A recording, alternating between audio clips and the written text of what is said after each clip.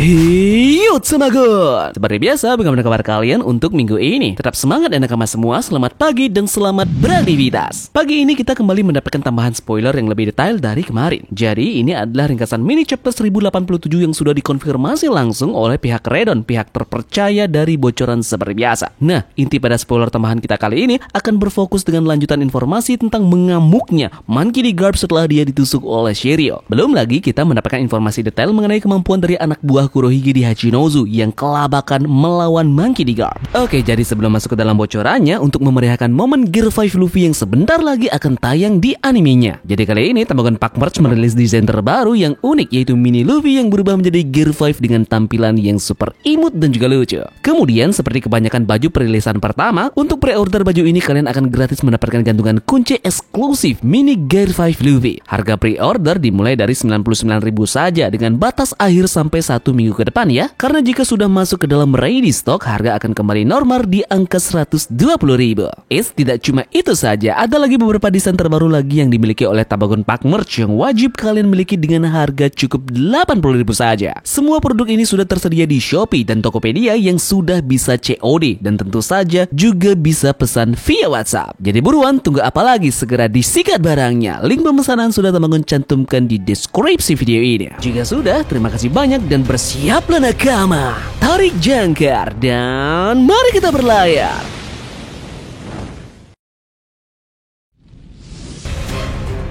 One Piece Chapter 1087 kita kali ini diberi judul Tas Kapal Perang. Chapter ini sendiri berisi dengan 15 halaman. Dan seperti biasa ya, pada chapter ini kita mendapatkan sampul cover dari seseorang pembaca. Di sampulnya terlihat Ace yang menggunakan apinya untuk memanaskan api untuk mandi.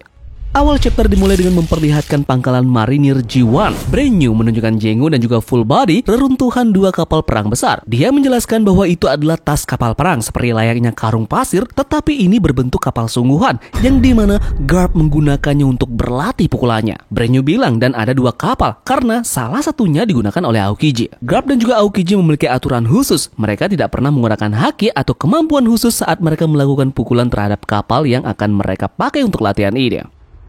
Kemudian scene pun terpotong dan kita akan ke Pulau Hachinozu. Di sana Garp masih melawan bajak laut Kurohige. Garp telah melempar Sanjuan Wolf ke laut. Kita tidak bisa melihat bagaimana Garp melakukannya. Kita hanya bisa melihat Sanjuan Wolf ini sudah berada di laut. Anak buah dari Kurohige mencoba untuk membantu Wolf bangkit karena dia akan mati karena tenggelam. Sementara itu, Fast Koshut menembakkan serangan ludah api ke Garp menggunakan serangan yang disebut Heavy Drinker Furnace Flame. Garp pun memblokir serangan tersebut dengan menggunakan tubuh keroco bajak laut Kurohige yang dipukuli sebagai perisai. Lalu dia melemparkannya ke kota dan seketika itu mayat tersebut terbakar dan ikut membakar kota. Garp menyebut teknik ini Pirate Firewall.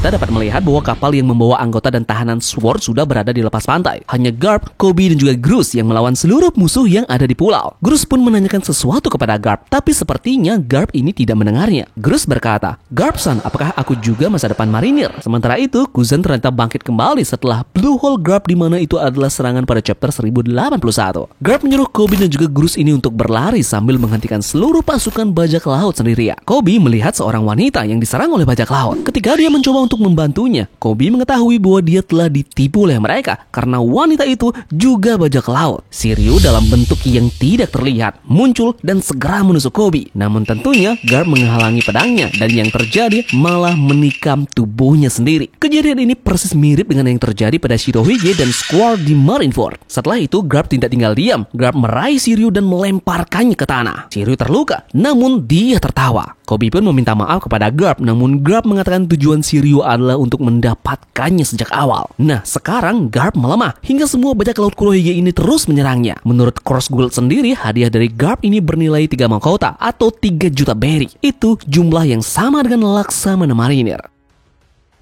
Flashback baru pun dimulai. Kita melihat pertama kali Garp bertemu dengan Kuzan. Chapter tidak mengatakan kapan itu terjadi, namun Garp terlihat sangat masih muda, seperti jauh sebelum eksekusi Goldie Roger. Kuzan muda meminta Garp untuk menjadi muridnya, namun Garp menyuruh Kuzan pergi dan berlatih dengan instruktur marinir yang lainnya. Nah, di sini mungkin yang Garp maksud adalah instruktur marinir Zipper. Kuzan ini ternyata menolak dan mencoba untuk meniru Garp dengan meninju kapal perang seperti dia. Kemudian seiring berjalannya waktu, pukulan Kuzan ini menjadi semakin kuat hingga terdengar suara pukulannya itu sekeras milik Garp.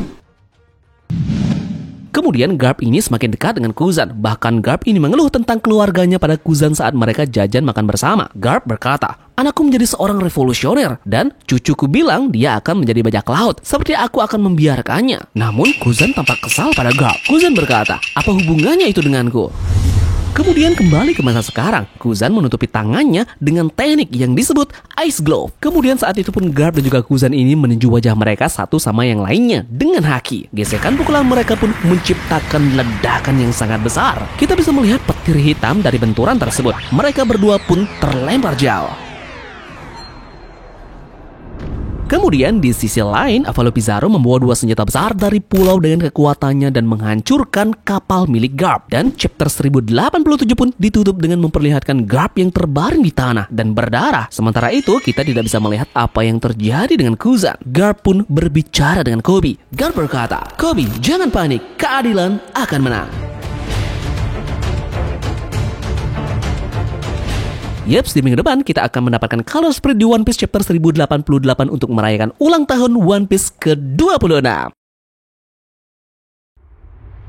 Jadi, bagaimana menurut kalian dengan situasi saat ini yang dialami oleh Monkey D. Garp? Sepertinya dia masih bisa untuk menahan serangan dari beberapa anggota bajak laut Kurohige yang berada di pulau bajak laut ini. Melihat dengan bagaimana paniknya situasi saat Garp yang memporak-porandakan tempat itu karena beberapa anggota sudah mendapatkan serangan balik, yakni seperti Sanjuan Wolf yang dibuang ke lautan dan juga Amino Shiryu yang dijatuhkan ke tanah. Begitu pula dengan Aokiji yang mental terkena pukulan dari Garp. Jadi, tenang, ini masih permulaan. Garp tidak akan begitu saja mengalah dan gegabah dengan situasi yang mengambil alih Koby dari para bajak laut ini. Akan ada beberapa serangan lanjutan lagi yang pastinya akan mengejutkan kita semua. Begitu juga dengan kru bajak laut Kurohige ini. So, jangan pernah untuk menganggap remeh beberapa karakter tua di One Piece karena potensi kekuatan yang mereka miliki tidak akan hilang begitu saja ditelan era ini. Mungkin hanya masalah kecepatan yang menurun dari mereka. Begitu juga dengan kekuatan yang mereka miliki. Namun terkecuali dengan teknik dan juga pengalaman mereka yang tidak akan sebanding dengan para bajak laut baru ini. Di mana Garp punya segudang pengalaman melawan bajak laut kelas kakap, semisal Rox the Sebek yang mampu mereka hancurkan bajak lautnya di God Valley. Apalagi dia masih dibantu oleh Koby dan juga Gruskan yang sebentar lagi mereka akan bersiap-siap keluar dari pulau ini. Oke, jadi bagaimanakah pendapat kalian dengan hal ini? Apakah Garp akan mengorbankan nyawanya di sini dan menjadi pemicu perang yang akan hadir untuk kedepannya? Apakah Aokiji bisa untuk mengeksekusinya sebagai murid pertama sekaligus menjadi murid terakhir yang membunuhnya? Jika Garp terbunuh di Hachinosu, apakah ancaman besar yang akan datang selanjutnya yang menemui Kurohige dan juga kawan-kawannya ini ke pulau bajak laut tersebut? Apakah Kong juga akan turun tangan nantinya? Yups, kita akan bahas nanti dalam video berikutnya. Jadi sekian saja dulu ya untuk pembahasan mengenai ringkasan lengkap One Piece chapter 1087. Mohon maaf ya jika Tamagon ada salah-salah kata maupun kekurangan dalam menyampaikan informasi ini. Terima kasih dari kalian yang sudah mau ikut berlayar bersama-sama hari ini. Dan sekian dari Tamagon, turunkan jangkar, mari kita berlabuh.